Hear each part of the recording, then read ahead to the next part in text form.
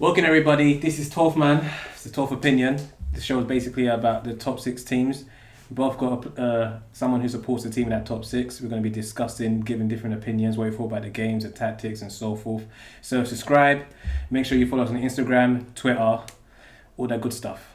So Tony, Chelsea played Arsenal this weekend at the Bridge.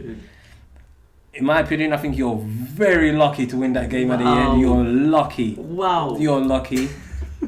I know Arsenal it was a bad game for Arsenal. They had patches where I thought they could have took that game. Chelsea were really, you got away with one. It's just like I feel like Aubameyang just had a bad game, and also Arsenal ain't really got that many good players. They ain't really got that star like you don't have Hazard. Nah, I feel like when Kovacic came on the pitch, Arsenal were done for. That guy's. I was like, alright, he's a baller. Yeah. But I still think you were lucky to win the game. So.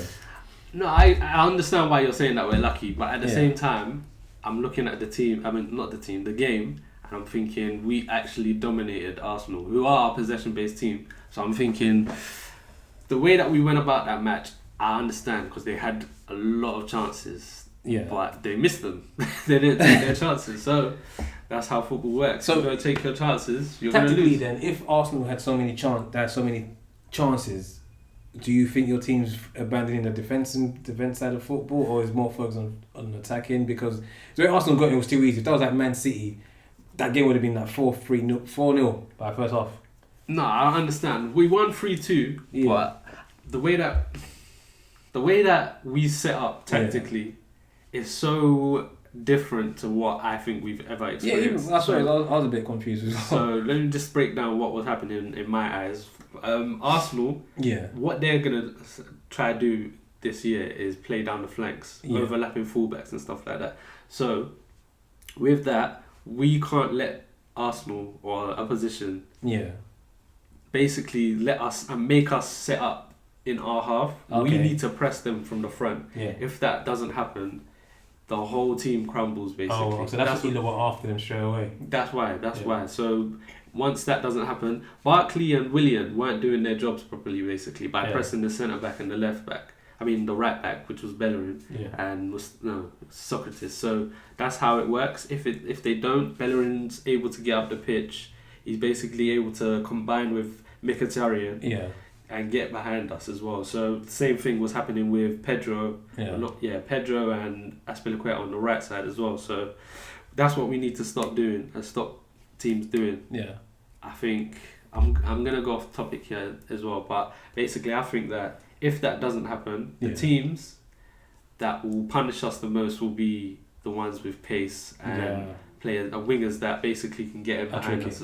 So Man City's, your Tottenham's, those kind of teams. So that's the way that we're gonna go about it. I actually love this match. Was probably one of my favourite matches of the last 5 years, I would say. No, seriously, the way that we played, it was unbelievable. Has it been that bad at your club? No.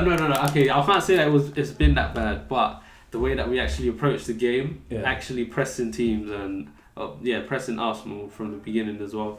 The way that we were combining dominating position, it's a thing of beauty to me, basically. So Jorginho, great game in my opinion. He had a good game. He started off very, very well. The balls are playing down to Alonso. Like when I feel like Arsenal at that time were very exposed. I think that's how you got your first goal when Jorginho just played one amazing ball to Alonso. Alonso just played it in Pedro bottom corner. It was just I was like he's basically the orchestrator.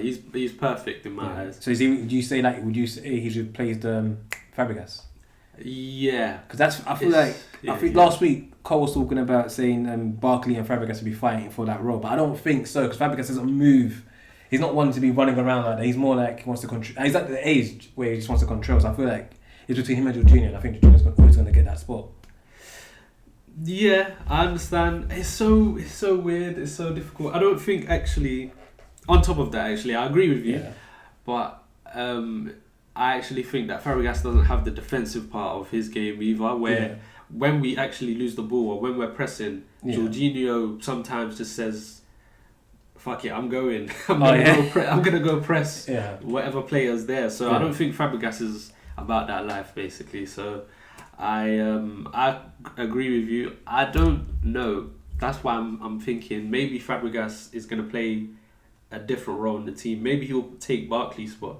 Yeah. Maybe, possibly, but I'm not entirely sure. I think Kovacic has that now. Oh, Kovacic. But yeah, talking about Jorginho, perfect game. One thing I think maybe he needs to work on is when Arsenal were actually getting down our flanks and cutting these balls back to... There's always a massive gap there. Yeah, there's a massive gap. So I think maybe once that happens, he probably learned from that match as well. Yeah. He probably hasn't experienced that kind of high speed match in Italy. So Fred. Yeah. So I think he's gonna realize, okay, when the balls are on the flanks, I need to step back, support my centre backs, just so that doesn't happen again. What comes there, he's there to cover it. Yeah, that's it with him. So yeah. Morata. He scored his own. Last week we spoke about how bad he is. Like that goal he took, I was impressed by him. Where is this all coming from? He actually said something in the press the other day. Yeah. It was basically talking about how with Conte, most of Conte's game was basically about him receiving the ball, taking it down, trying to fight. A bit like Costa. Yeah. Basically, so he's basically saying no, that's not my strength. My strength is actually being able to come short, lay off for a player, run into the box, and actually get in and start attacking crosses and stuff like that. So I think with him, I think it actually suits his game. We might actually see... Didn't Morata play under Conte at Juve? No, he was playing for Allegri. So Conte had already left by then. Yeah, Conte, Italy. Yeah, so that's where it's different. I think Allegri's a bit more... He actually wants to play when you have the ball. Yeah, so I think we might actually see Morata get... I don't want to... I'm putting my neck out here, but I think he might be getting maybe 20 to 25 goals this season. You have to realise that we're in the Europa League as well. So you can rest him. We can rest him and we can play him, maybe boost up his tally. Yeah. Maybe he'll get hat-tricks in the Europa League, you never know. So that might happen. And I think probably the most important player that we're not actually talking about yet is Eden Hazard in my eyes. Man, that guy. If he leaves, I'm going to be so upset. I don't even want to think about it. I don't think he's going this season. No, he's not going to go this season, but I think he will go. But yeah, he's just amazing, man. He's just... I don't know. The game changed even more when he came on. I don't know. I feel like he came on and he was just on the floor all the time. No. I don't think he was the reason why you lot won the game. I know he came on and you lot won the game, but I think it was more because of Kovacic. Because as soon as he came on the pitch, Arsenal didn't touch the ball. Yeah. So I don't think it was Hazard. I think it's more or less Kovacic. I actually think it's the trio of Kovacic, Jorginho and Hazard. Yeah. They just wanted to keep the ball, just keep 1-2 playing fancy football. So I think it's a combination of all that. Kovacic, he's going to be a player as well. But yeah, I like Kovacic. I saw him at Madrid, but I didn't see too much of him because obviously that midfield is just you can't get in. Yeah. So, but I didn't think he'll come and be that. He's like a young Modric on the pitch. I was like, this guy can move the ball. Yeah, he's a really good player, man. So that makes sense why I don't think he's put Kante there. I don't think he thinks Kante can play ball like the way those three can. So but you have to have Kante in your team. You just cannot have him in. So the best thing to do is moving forward. Definitely. So let's see how that turns out throughout the season. I actually think after this game now, I think we're definitely coming top 4. It's too early. It's just two games. It's 2 games. I understand, but that's the thing. That's probably even a bigger sign that it's only 2 games and we're already performing like this. So we're only going to get better. So that's what you have to realise. But then again, I don't think you played anyone amazing. You played Huddersfield and that Arsenal team was not even serious. No, I think that's one thing as well. I think Arsenal are actually going to do well this season. I don't know what evidence you've seen for you to say Arsenal are going to do well. The whole team's a shambles. Have you seen their back four? That guy Xhaka, I don't know what he's doing when he's on the pitch. Xhaka was really important. He's terrible, man. Xhaka was really important in that match. Nah. I think he was so important that when he went off in the second half, that was partially the reason why Arsenal didn't touch the ball anymore. No. I promise you now.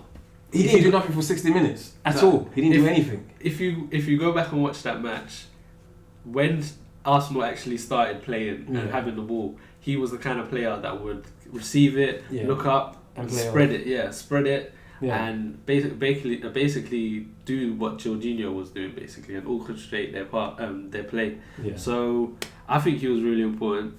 Defensively, he wasn't that great. But it's not his whole point. His whole point of him. You lot, he's also getting attacked, and he's not doing nothing to cover the back four. No, I hear you. Ozil, I don't know what he's doing on the pitch these days, but I actually feel sorry for Arsenal sometimes. That's why last week when we spoke to with Seidel about his Arsenal team, I couldn't really attack them because I've lost that respect where I see them as a really big threat. It's like they're like Everton to me. You're just there to be an annoyance sometimes, but other than that, I don't see much from them. I think they've got great strikers with Lacazette and Aubameyang. Yeah.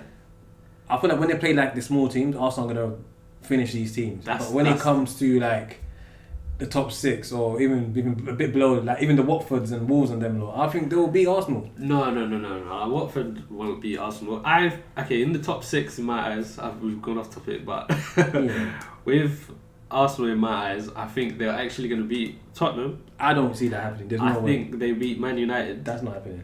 And Liverpool, I think that's about it. So you think they're going to beat Man United? They're going to beat Spurs, and they're going to beat the rest of the other teams. You have too much faith in this team. No, everyone's already seen what's wrong with Arsenal. So if Man City bullied Arsenal and Chelsea not even that good at the moment, but they dealt with Arsenal. All these other small teams are going to say, okay, Arsenal are going to try and play at the back. Let's Check's not comfortable. Bellerin's not being comfortable. None of them are comfortable. I understand that if it's going to be like when Pep came first season, he didn't do too well. Yeah. Emery's not like Pep, so I think he's going to do worse because I thought until he gets the players that he needs to play that type of football, forget it.